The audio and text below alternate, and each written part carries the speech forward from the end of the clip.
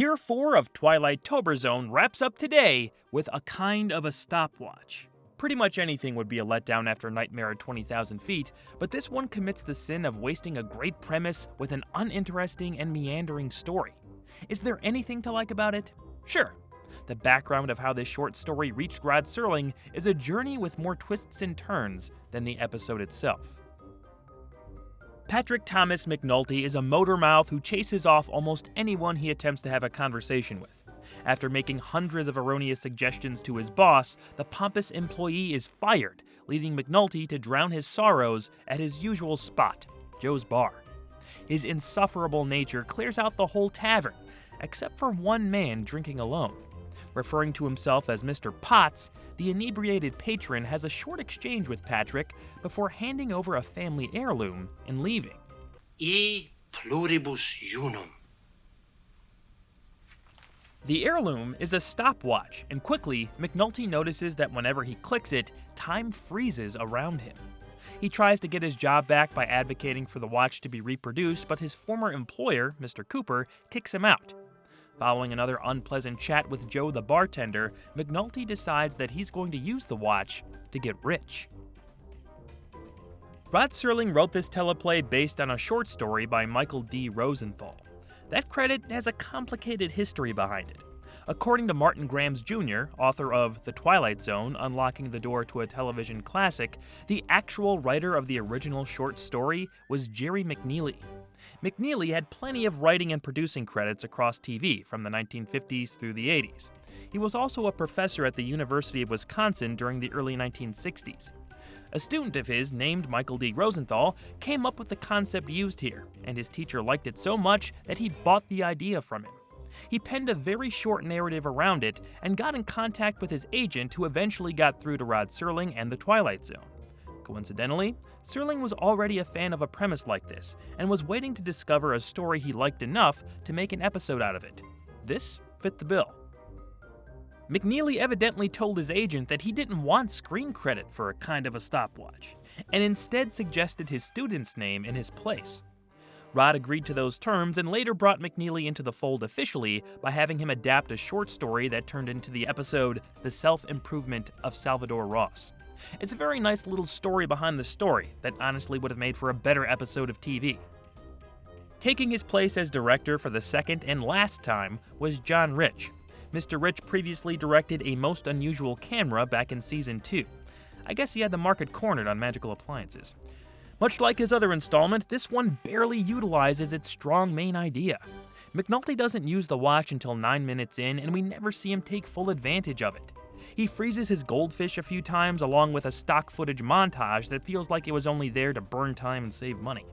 He tries to sell the watch for mass production, but his old boss reiterates, We make ladies' foundation garnets. Nothing else. Now do you hear me? Nothing else. He takes a few bites of a donut and places some vegetation in Mr. Cooper's jacket for revenge. Guess he never saw Click. McNulty also shows off his supernatural timepiece to the guys at the bar, but they don't believe him because all he does is mess up one of the patrons' hair. It's just a big waste. Admirable aspects weren't easy to come by, but I came away with a few. I actually like Richard Erdman as McNulty. Because he's got cash, loot, lettuce, kale, the old mazoo. He's just got a humorous quality about him, and his catchphrase is fun to say. You think about that now. Even ROD got in on the act. Now you think about that now. Herbie Fahey, as Joe the bartender, played annoyed very well. I chuckled at a few of his insults to McNulty. You know what you're looking at? A jerk. A nut. You want to stop there or try for moron? There's a point toward the end where Patrick walks in on Cooper and his secretary in the middle of a frozen makeout session that admittedly got a laugh out of me too. Mr. Cooper? Excuse me. Looked like she was having fun hanging with Mr. Cooper. McNulty freezes time inside a bank and steals the money in its vault. On his way out, he drops the stopwatch and it breaks on the floor. When Patrick tries to click it to restart time, nothing happens. Frantic, he eventually runs to Joe's bar and continuously attempts to get time started again. No such luck.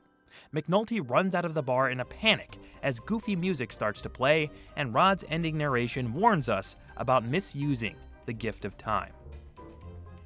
You can add this one to the other Frozen People episodes like Elegy and the recently reviewed The New Exhibit. It became a popular theme on this series. I wish that loneliness Patrick feels in the finale was explored more. Might have been fun to see him on a bigger set with everyone around him stopped in their tracks. Van Cleave's music is meant to enhance the comedy, but it ends up sounding very generic and would be used for stock tracks in future installments. I wish it would have turned more serious when our main character found himself trapped in a suspended moment. I like that ending, but the way we arrived there left a lot to be desired. Either McNulty should have been someone we were hoping this would happen to, or the scene should have been presented from a more tragic angle. This episode was parodied a few times, including on The Simpsons, so it's definitely a memorable trip to the zone for some people. We've seen the frozen time thing used a lot in subsequent years. That could be one reason why I thought Rod could have done a lot more with the concept. Maybe you'll have fun with a kind of a stopwatch. Personally, I wouldn't waste my time on it. You think about that now. And that's all I've got for you this year, folks. I've been doing this series for 4 years, and I still have so much fun rewatching these episodes and giving you my thoughts. It's a ton of work when combined with my other duties here at the channel, but we're almost done. 2024 will feature our final October covering the show. Since there are 32 episodes remaining, you'll get an extra video next year. I hope you'll be there as we complete the voyage. Make sure you follow me on Twitter, or X, Instagram, Facebook, and subscribe to my personal YouTube channel for more content in the meantime. Indeed, the end is in sight on our extended tour of the Twilight Zone. Happy Halloween, everyone!